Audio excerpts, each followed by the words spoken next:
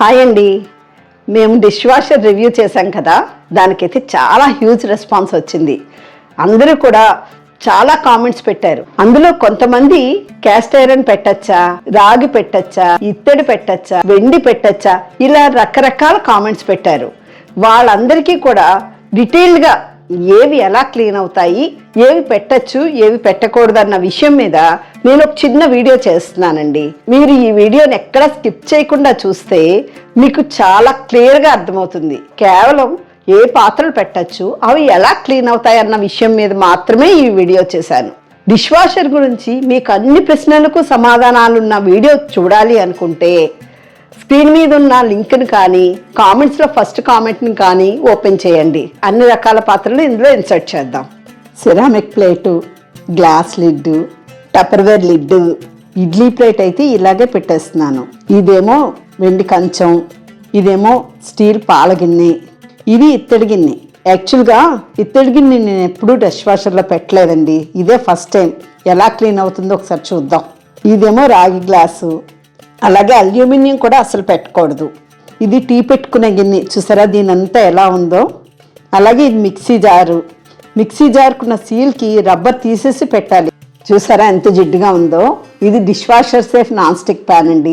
ఈ steel cooker కూడా పెడుతున్నాను. మూతకున్న గ్యాస్కెట్ తీసి పెట్టుకోవాలి. అలాగే విజిల్స్ అయితే ఎంత నీట్గా క్లీన్ అయిపోతాయో. అలాగే నైఫ్ పెట్టుకున్నా సరే చక్కగా షార్ప్ అవుతుంది.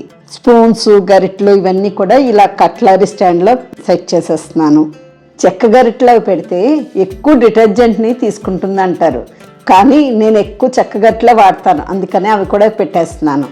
టపర్వేర్ ప్లాస్టిక్ ప్లేట్స్, బౌల్స్ అవి పెట్టాను.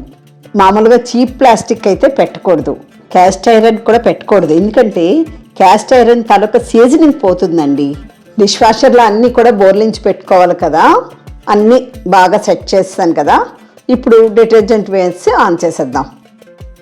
ఇప్పుడు డిష్ వాషర్లో గిన్నెలు ఎలా క్లీన్ అయ్యాయో చూద్దామా. వెండి కంచం చూసారా ఎంత చక్కగా క్లీన్ అయ్యిందో.